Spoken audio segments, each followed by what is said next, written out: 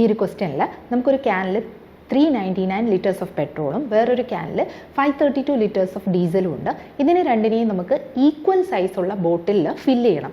അങ്ങനെയുള്ള എത്ര different bottle sizes ഉണ്ടെന്നാണ് നമ്മൾ ഫൈൻഡ് ഔട്ട് ചെയ്യേണ്ടത്. ആദ്യം നമുക്ക് മാക്സിമം സൈസുള്ള ബോട്ടിലിൻ്റെ കപ്പാസിറ്റി ഫൈൻഡ് ഔട്ട് ചെയ്യാം. അതെന്ന് പറയുന്നത് 399ൻ്റെയും 532ൻ്റെയും HCF ആയിരിക്കും.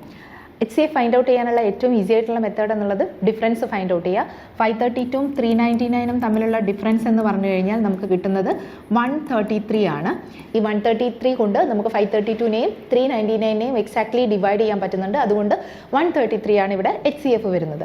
ഇതാണ് നമുക്ക് പോസിബിൾ ആയിട്ടുള്ള ഏറ്റവും വലിയ ബോട്ടിലിൻ്റെ കപ്പാസിറ്റി എന്ന് പറയുന്നത്. അപ്പോൾ നമുക്ക് ഇനിയും ഏതെല്ലാം ഡിഫറെൻറ്റ് സൈസസ് പോസിബിൾ ആണെന്ന് ചോദിച്ചാൽ 133യുടെ ഫാക്ടേഴ്സ് ആയിട്ടുള്ള എല്ലാ സൈസസും പോസിബിൾ ആണ്. സോ 133യുടെ ഫാക്ടേഴ്സ് കാണാൻ 133 എന്ന് പറയുന്നത് നമ്മൾ പ്രൈം ഫാക്ടറൈസ് ചെയ്ത് കഴിഞ്ഞാൽ 7 × 19 ആണ്.